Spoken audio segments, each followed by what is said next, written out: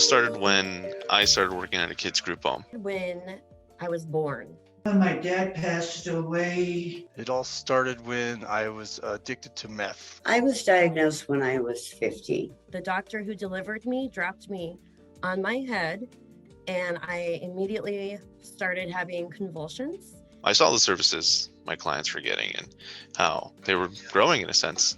I was depressed and I started picking up some drinking. I had a hard life, a rough life. As a child, I was very angry all the time for no reason. I started doing drugs. I wish I never started. That's around when I started therapy. Worked through a lot, especially a suicide attempt with my friends. I wasn't actually diagnosed with a mental illness until I was in my early 30s. I was diagnosed with issues, but never followed through on educating myself or learning about them. There was a lot of trauma that had happened between my childhood up until my 30s.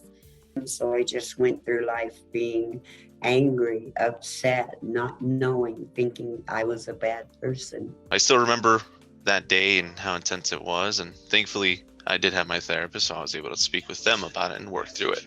I will never get rid of my mental illnesses, but I will get better on a daily basis from learning, from educating, from sharing, for being there for other people who aren't aware of MI. Now I'm still waiting for that call, waiting for that version of me to call in, not knowing what to do and wanting to help them out, and now knowing how to do it.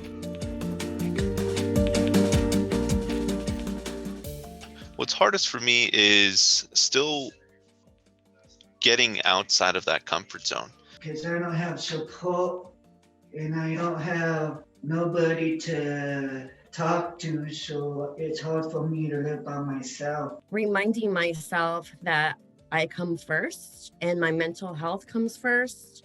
Knowing that I have this and it's going to be with me for the rest of my life. It's hard for me to manage the other symptoms from my addiction, such as anxiety and depression. Trying to find different ways to work on myself without putting myself through too much. I'm not great at self-care.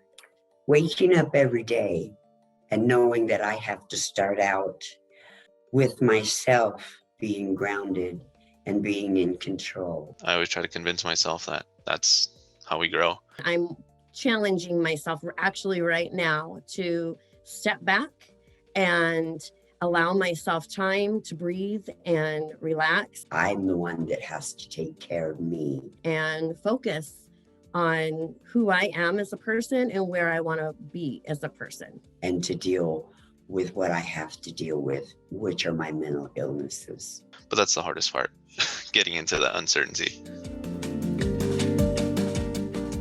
What really helps me is my supports, like my wife, my family, who help me recognize how far I've come and what's there in the future. Talking it out with other people who've experienced the same things I have in my own recovery. To benchmark how far I can go. The one thing that I think helped me, honestly, was finding peer support. I didn't even know peer support existed. The happiest thing for me is coming to hope. I will go to the ends to find out the support that I need, the programs I need, the education that I need. I immediately fell in love with the atmosphere, the community, the support. Learning about something that you're going to have the rest of your life is your best tool to better yourself and to accept yourself. Now I've been in the field for about six and a half years, and I feel that the best thing that helps me is to continue to provide support. And I believe that with kindness and caring and education and medication, these things can all live to give you a better life and a better understanding and a better heart. It's a really good challenge for me to stay healthy in my mental recovery. That way my members, as well as my friends and family, can know that I'm there for them and that I am a good role model And it's hard for me to see that. So to have somebody kind of show me or help me see it, that helps me a lot. What I want you to know is you're worth trying out those supports.